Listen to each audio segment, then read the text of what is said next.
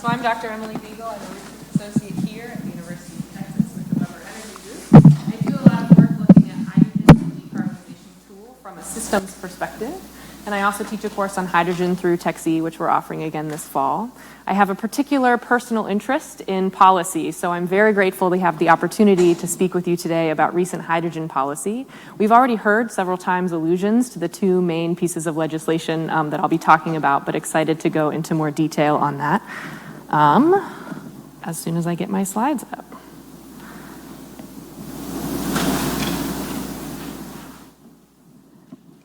Excellent. All right, so I want to start from a very global perspective. So this slide shows a timeline of the introduction of national hydrogen strategies globally, sort of coded by the flags of the respective countries.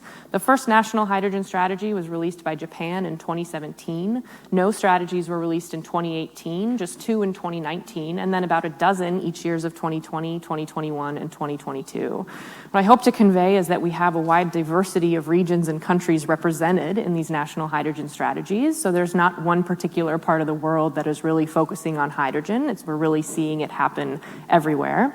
The US released our national hydrogen strategy in 2022, so yay, we finally have one. Maybe we're a little bit behind. Lots of opportunities for us to get ahead, which I'll talk about.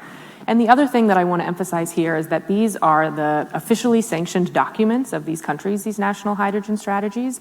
That's all to be said that they have some teeth to them. They often are coupled with related policies, with related funding and related targets for hydrogen development. So while I'm going to spend a lot of time talking about the policies that we have here in the US and also in Texas, I want to make sure that we don't lose focus on everything that is happening all across the world. And so with that, let's move into recent U.S. policy as it relates to hydrogen. I'm going to start with the Infrastructure Investment and Jobs Act, which I might also call the bill or IJA.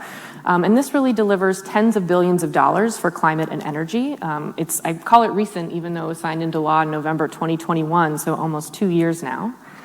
And within this bill, there was $9.5 billion allocated for hydrogen programs. And so this chart here shows of the about 75 or so billion dollars dedicated to a variety of different energy and climate technologies and programs where hydrogen and that $9.5 billion fits in there. And so it's really significant compared to some of these other technologies to suddenly see this amount of money allocated to hydrogen. To give another sense of the scale of this program, the annual budget of DOE's Hydrogen Fuel Cell Technology Office is around $300 to $400 million. And so we're talking about hundreds of millions of dollars now to almost $10 billion for specifically hydrogen programs allocated in the Infrastructure Act. And if we zoom in a little bit, we can look at where funds are actually dedicated through various programs through this act. And what's really smart here is that these funds across their portfolio really target not only kind of traditional early stage R&D projects that DOE historically has been very involved with, but also through large scale demonstration and the very exciting Regional Clean Hydrogen Hubs program that we have talked a lot about and alluded to today. And so because it's so exciting, because we're right in the middle, or I should say the tail end of the applications for this program, I want to spend a little bit of time talking about what's included with this. Because this Hydrogen Hubs has very specific requirements, if you, like me, like to read bill text for fun, these specific requirements are directly in the legislative text. You can go look in the text of the bill and find them. And I think it's really interesting how specific the legislatures got in defining this program. And the first thing that they did is that they said that we need a diversity of hydrogen production represented across the portfolio of these hubs. So I believe in the text they call for at least 4. We're expecting that we might get 6 to 8. Mike Lewis wants us to have 22, 25, or however many, right? And so for each of those hubs, the idea is that we will have production and end use of hydrogen co-located, so in that hub structure. And there will be several of these hubs funded across the United States. And across that portfolio of hubs, there must be a diversity of hydrogen production. So at least one hub must demonstrate production from renewable energy, nuclear energy, and fossil fuels.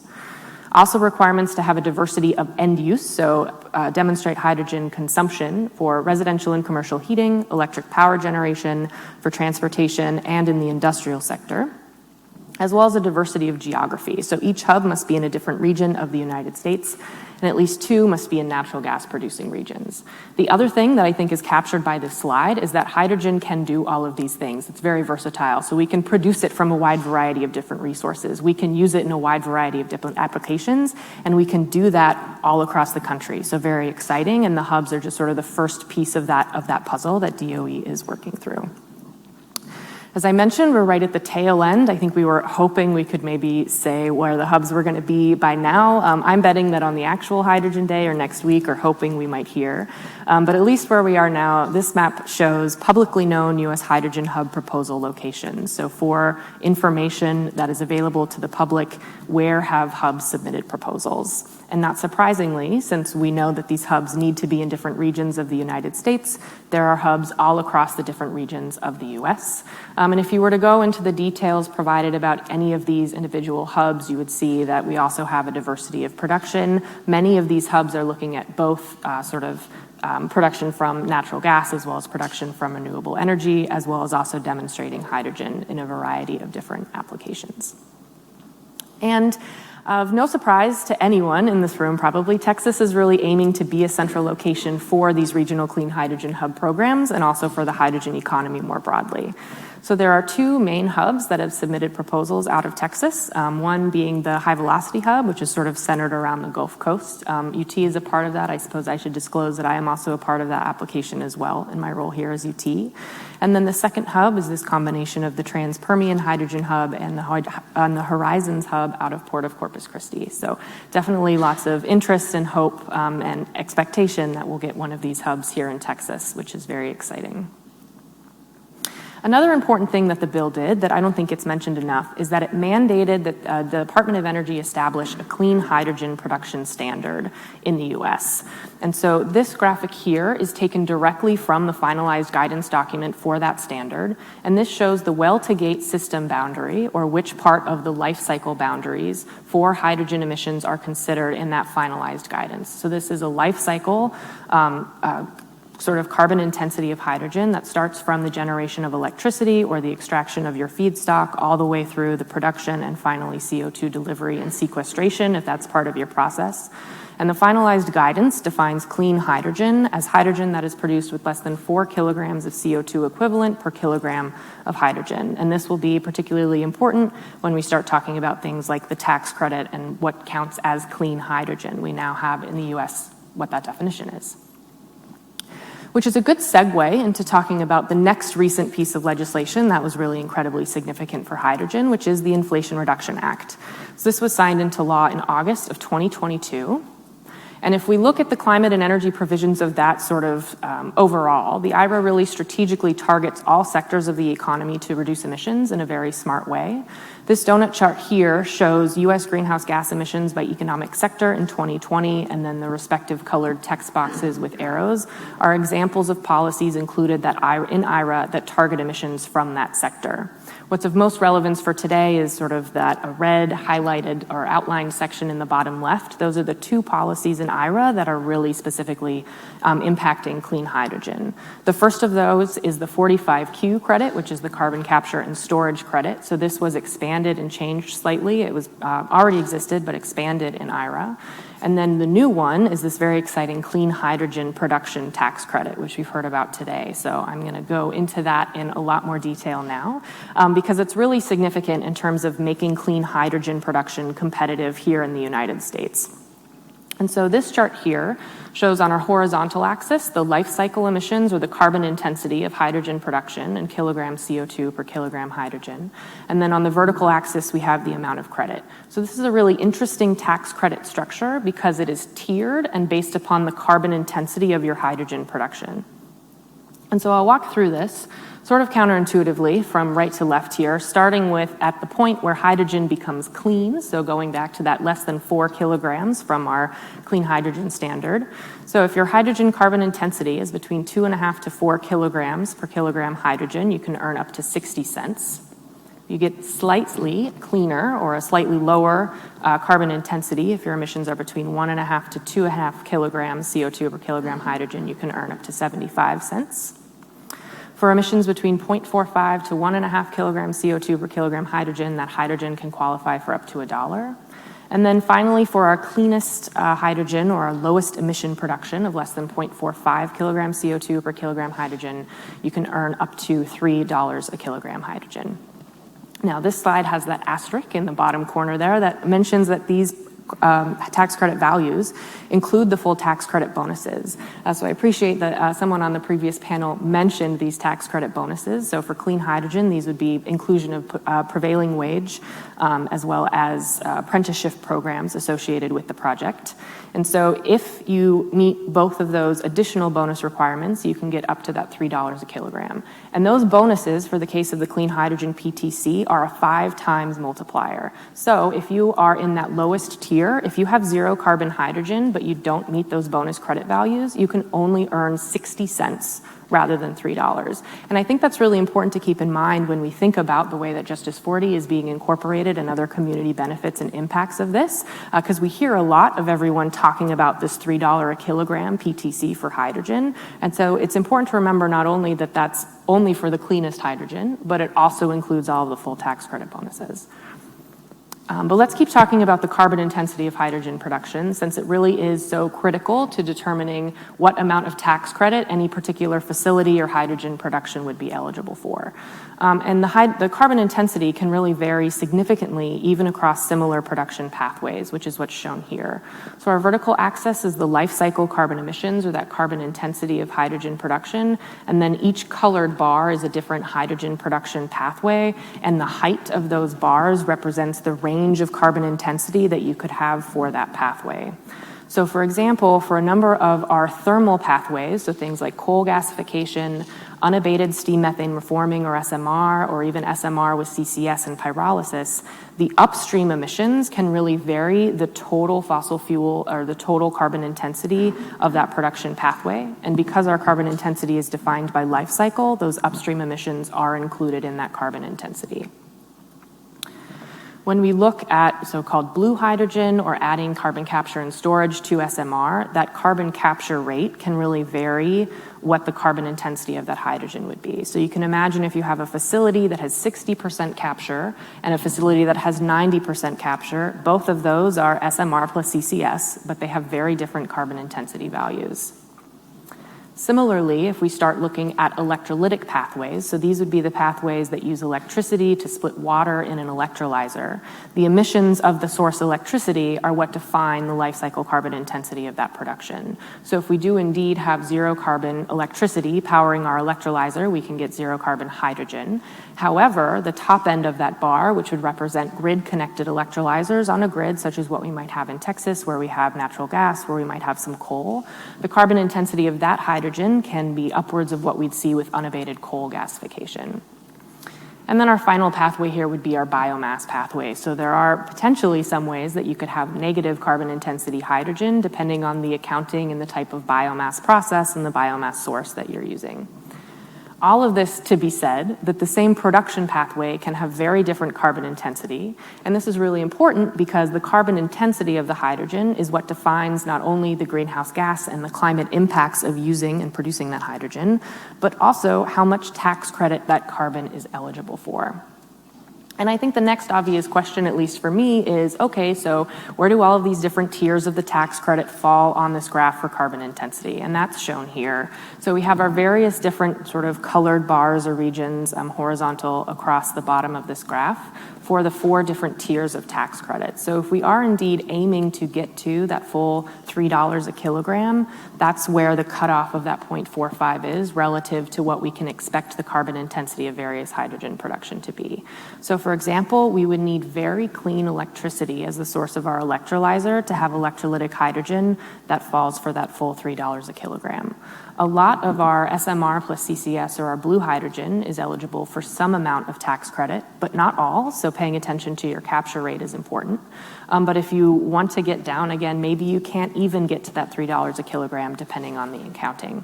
So just important to keep all of this in mind when we're thinking about and looking at the implications not only of these tax credits and policies for hydrogen development, but on the projects and the way we're designing our facilities.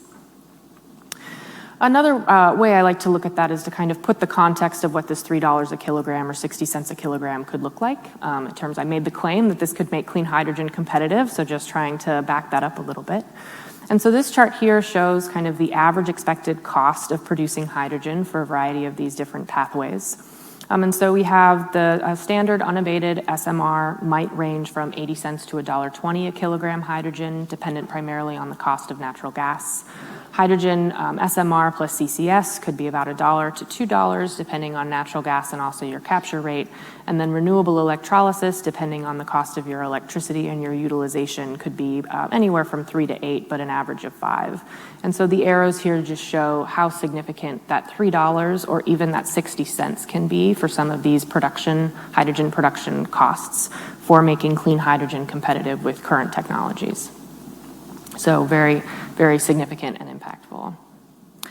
However, we don't yet have the finalized guidance from IRS for some of the remaining questions and designs of this tax credit.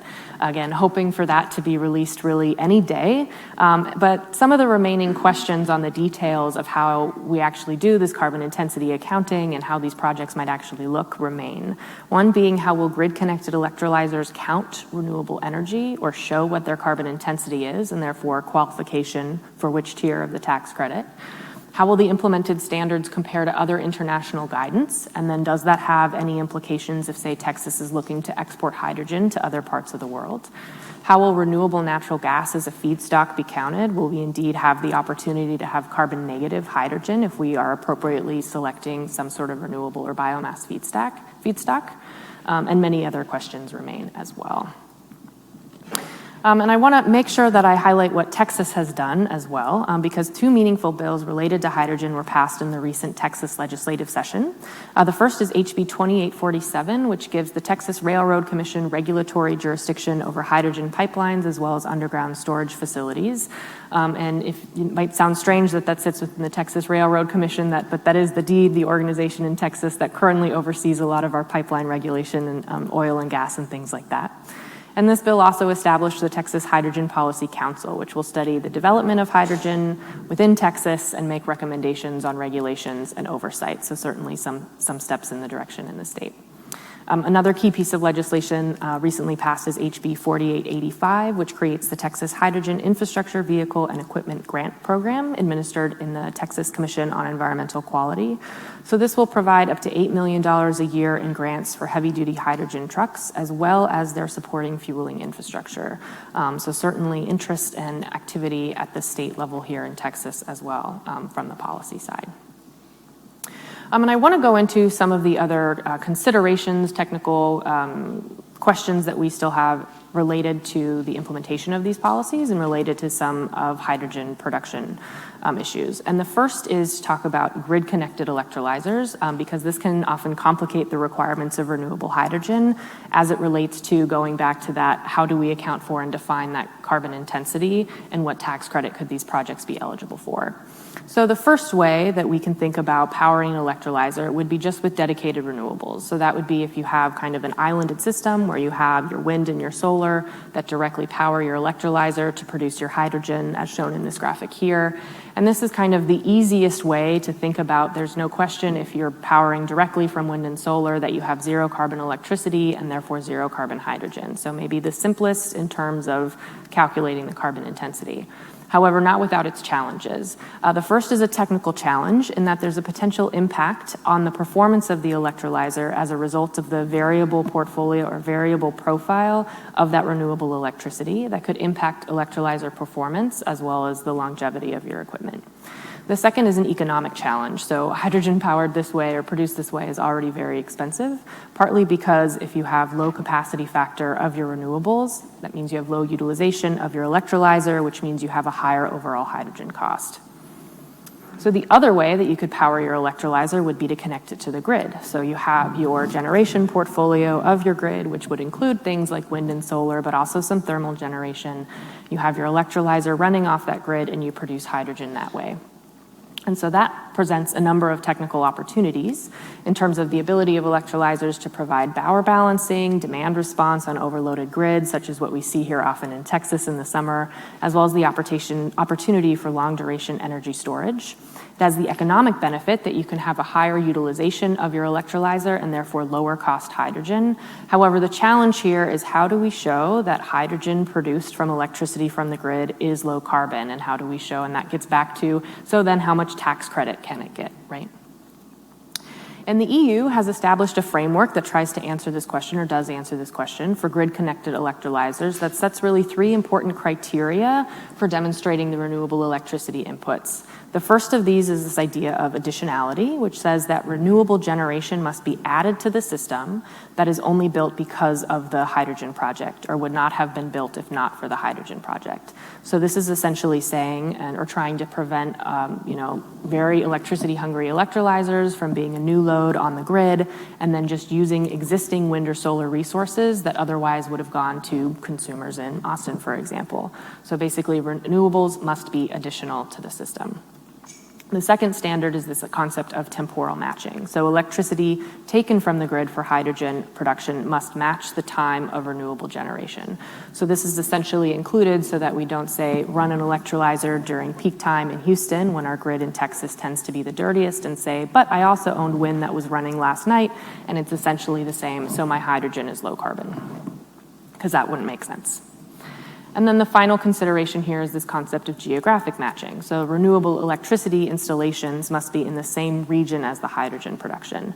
And sort of similarly to the temporal matching, this is established such that we don't have electrolyzers in New York that are saying, oh, but I own wind in Wyoming, therefore my electricity is zero carbon, therefore my hydrogen gets the highest value of tax credit. So there are some frameworks or protocols already established in other parts of the world that get to this question so that we can have grid-connected electrolyzers and sort of see the benefits of that, while also ensuring that we are indeed accounting for the carbon intensity of the hydrogen and getting the climate benefits that we want from it. But that's one of those remaining to be seen questions that we're waiting for on that IRS guidance.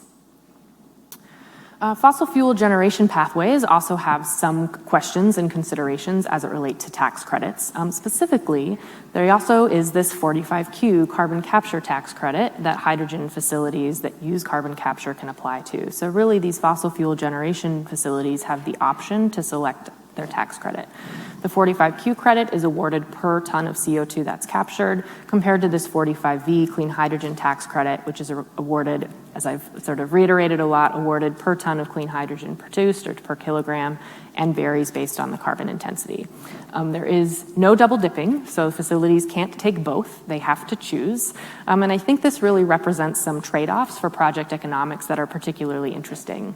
For example, more costly, higher equipment that captures more of the carbon might put the facility into a higher bracket of the hydrogen credit, getting more money. But then the consideration is, do I get enough tax credit to offset the cost of the more expensive carbon capture equipment?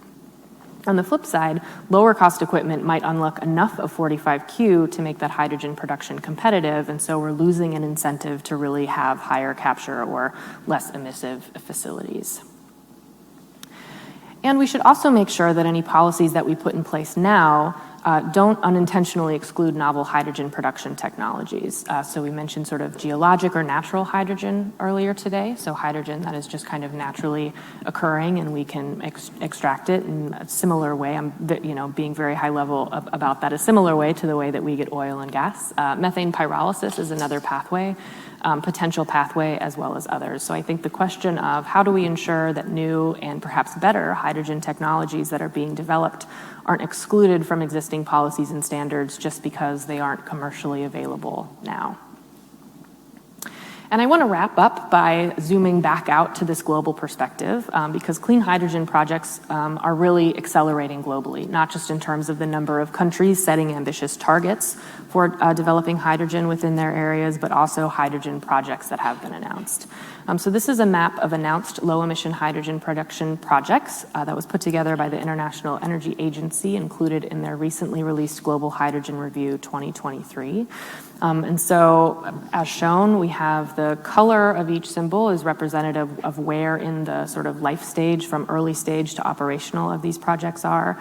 The shape of the icon is representative of the production type, where we have triangles are CCUS projects and our squares are electrolyzer projects, and then the size is related to the size of the projects. So we have a lot of projects happening all over the world, which is very exciting. If you were to look at all of these projects together as a portfolio, this would mean that by 2030, we would have 27 million tons of hydrogen production based on electrolysis with low emission electricity, and 10 million tons of hydrogen production based on fossil fuels with carbon capture and storage. And sort of to put that 37 million tons in some perspective here, the global hydrogen demand in 2022 was 95 million tons, and of that, about 0.67 million tons, or 0.7%, was low-emission hydrogen. So I see an incredible challenge for how we actually go to producing, even just replacing all of our existing hydrogen with clean hydrogen, but then also deploying hydrogen in all of these other sectors as sort of alternatives in things like heavy-duty transportation and also in heavy industry. So how do we go from there is an incredible challenge, but also an incredible opportunity. So, and with that, I may have time for one question.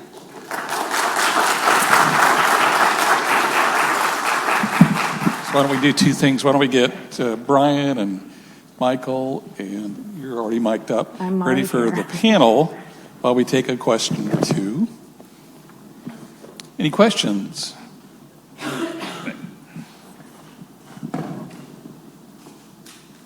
Hello. I just saw that on your slide that 45Q and 45V, we can't do the double dipping. Right. But what if we're trying to produce methanol, which needs carbon dioxide and hydrogen, and we have two different facilities to do that? Can we use both of these tax credits then? I believe, I will speculate as not a tax attorney, that that the credits are per facility, and so if you do indeed have two very distinct facilities that are separated in terms of how they are applying for and where they pay their taxes, that might be a case where you could do both, since it is two separate facilities, but no double dipping at the same facility would be my guess. Other questions?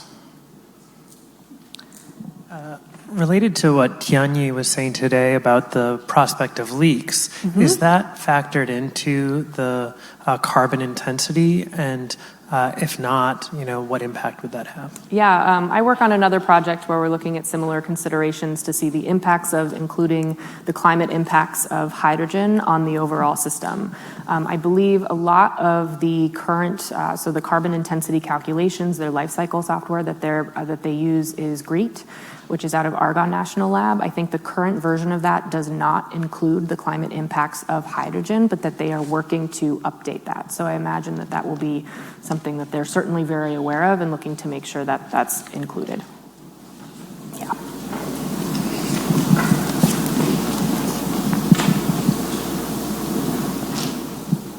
Thank you. I have two questions. First, what specific policies would you have for geologic hydrogen and methane pyrolysis? And second, what is like the possible impact of the 2024 political election on these policies? Ooh, I'll start with the first one. So I think because methane pyrolysis and geologic hydrogen are sort of more in that novel, not commercial bucket, they're earlier in the research life cycle, so funding to go to R&D in those technologies would be a first step, which I believe isn't one that I would add. I think we already have that, and I bet Mike maybe knows of recent announcements that DOE had specifically to look at geologic hydrogen. I also think, and I believe that the way that the current policies have been written such that they focus on carbon intensity and not on specific technologies, that there would be a way to really easily bring new pathways into consideration. They would just have to go through the process of proving what their carbon intensity is. So I think the way that some of the policies in the US are structured in that way is better than some other proposals that are specifically talking about blue hydrogen versus green hydrogen for a number of reasons. So I think we're maybe okay on that front, and that research is headed in the right direction to develop those technologies.